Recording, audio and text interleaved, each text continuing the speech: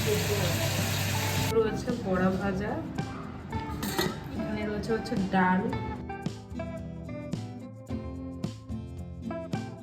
এখানে আছে পেঁপে, ঝিঙে, শসা, কাঁকরোল, টমেটো, সবজি। দই আনা হয়নি, দইটা পরে দিয়ে আবার মাখিয়ে রাখবো। আর এখানে রয়েছে জিরে, রসুন, লঙ্কা, আদা, এটাকে পেস্ট করবো। আর এখানে টমেটো, এগুলো তো রান্নাটা সারবো পরে। তো সকালে ঘুগনি।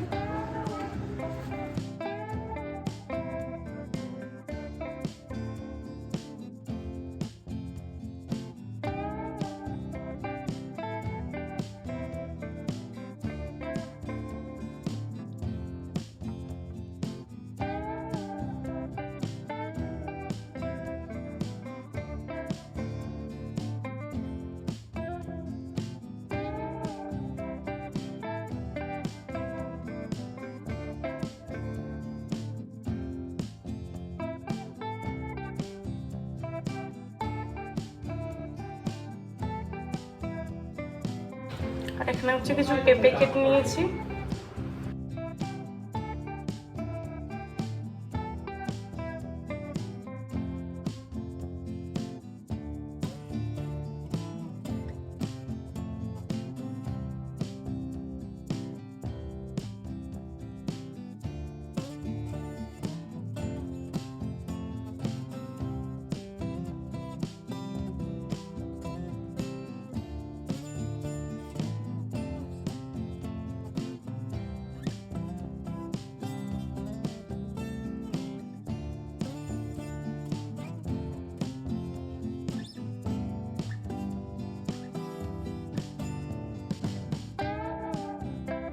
সুন্দর বলে গিয়েছে।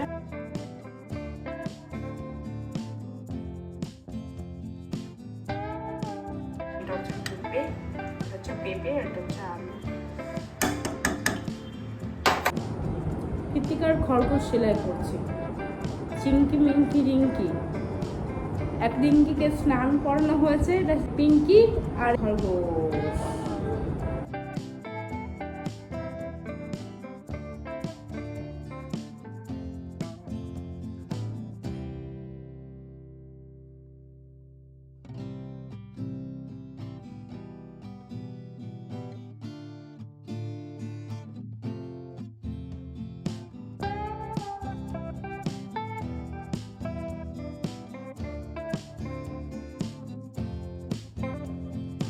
এখন বেজে ঘড়িতে 5টা। তো কিছু জিনিস কিনতে গিয়েছিলাম একটু মার্কেটে।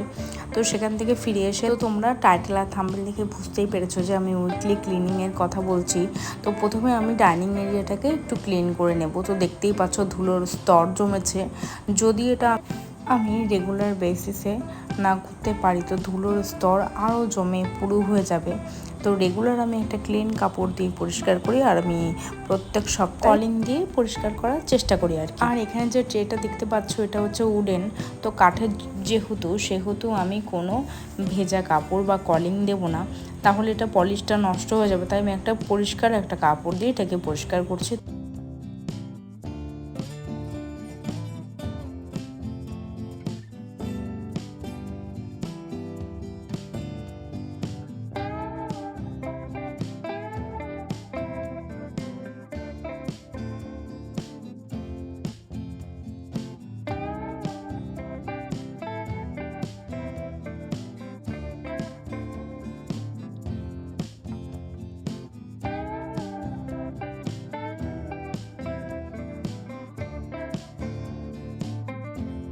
এখানে যে উডেনের যে চেয়ারগুলো রয়েছে, তো এখানে দেখো মানে খাঁচে খাঁচে ধুলো জমেছে, প্রচণ্ড ধুলো জমেছে। যদি পরিষ্কার না করা হয় তো একদম সাদা হয়ে যাবে। আমি যদি এগুলোকে এভাবে ফেলে রেখে দিই তো এটা নষ্ট হয়ে যাবে, এটা ঘুণ ধরে যাবে।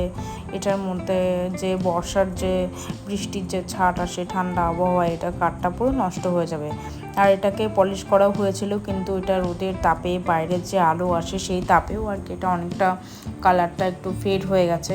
চেয়ারগুলোকে একটু পরিষ্কার করে নিলাম। তো ডাইনিং এরিয়াতে পুরোটা মোটামুটি আমার ক্লিন হয়ে আছে। যদি এগুলোকে এইভাবে যদি ধুলো ময়লা অবস্থায় ফেলে রেখে দিই তো এটা তাড়াতাড়ি নষ্ট হয়ে যাওয়ার সম্ভাবনা বেশি রয়েছে। তো যতটা পারি নিজেদের ঘর বাড়ি নিজেরাই পরিষ্কার রাখার চেষ্টা করি, যাতে দীর্ঘদিন ধরে এগুলো ভালো থাকে। আর নিজেরা যেহেতু কিনেছি তো সেহেতু তো নিজেদের তো পরিষ্কার করতেই হবে, সেটা প্রত্যেকেই এটা করে, সেটা আমার বলার কোনো প্রয়োজনই পড়ে না, আমি জানি।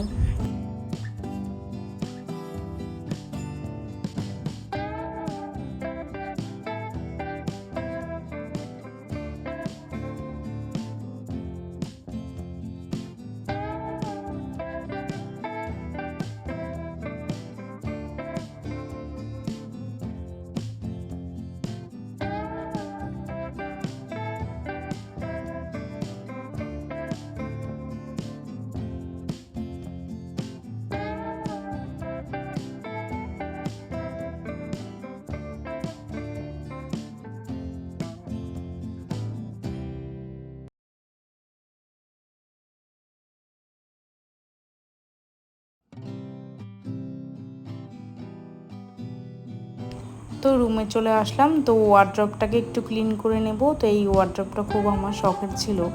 তো এটা আমি কৃতিকার বাবাকে বলেছিলাম যে আমার একটা এরকম কাঠের উডেন একটা ওয়ার্ড্রপ আমার চাই বলতে খুব জোর করে বলিনি, বলেছি যে আমার খুব ভালো লাগে, পছন্দের। তো আমাকে এই ওয়ার্ড্রপটা গিফট করেছিল। তো এটা আমার খুব শখের, যে আমার এত পছন্দের।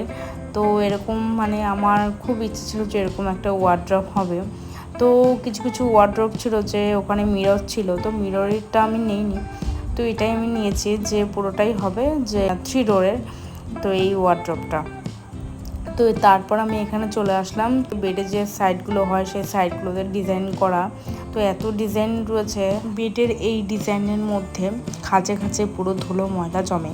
পারলে ব্রাশ, একটা ইউজলেস ব্রাশ হলে তো ভালো এগুলো ধুলোগুলোকে পরিষ্কার করা যায়। যাদের এরকম ডিজাইনার খাট আছে তারা ব্রাশ দিয়ে পরিষ্কার করতে পারো, ভিজে নয়, এমনি শুকনো ব্রাশ দিয়ে আর কি, ড্রাই, তো সেটা দিয়ে করতে পারো। তো এটা আমার পছন্দের ছিল না, এটা আমার বিয়ের সময় আমার মা আমাকে দিয়েছিল, আমি পছন্দ করতে যাইনি। ওয়ার্ড্রপটার সময় আমি পছন্দ করতে গিয়েছিলাম, তো ওয়ার্ড্রপটা আমার মা দেয়নি, তো দিয়েছে কৃতিকার বাবা আর কি, আমার হাজব্যান্ড। তো এই দেখো এই যে খাঁজে খাঁজে কত ধুলো ময়লা জমেছে, তো এটাকে ক্লিন করতে অনেক সময় লেগে যাচ্ছে।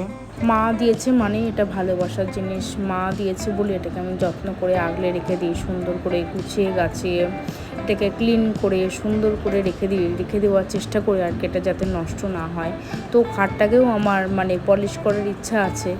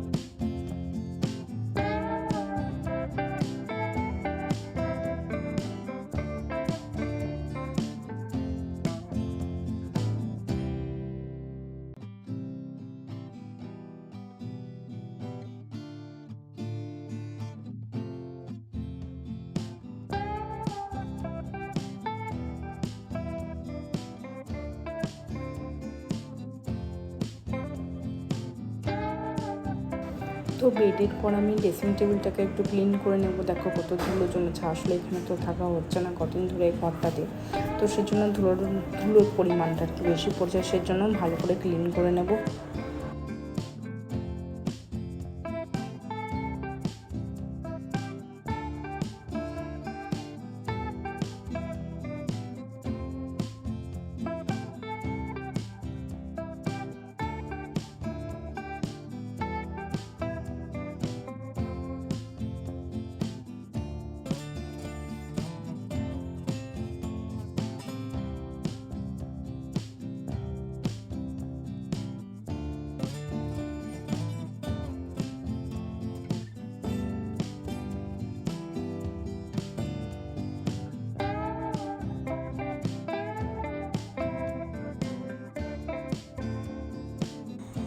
মোটামুটি আজকে ঘরটাকে আমি ক্লিনিং করে নিয়েছি। তো ঘরটাকে আমি এভাবে গুছিয়ে অর্গানাইজ করে এভাবে রেখেছি। আর এই যে আমি ফ্রিজটাকে একটু ক্লিন করে নিচ্ছি। বন্ধুরা, আজকের ভিডিও এই পর্যন্তই। ভালো লাগলে একটা লাইক করে সাবস্ক্রাইব করে পাশে থাকবেন। আপনারা সবাই ভালো থাকবেন, সুস্থ থাকবেন। দেখা আবার অন্য একটা ব্লগে। তো ততক্ষণের জন্য টাটা, বাই বাই।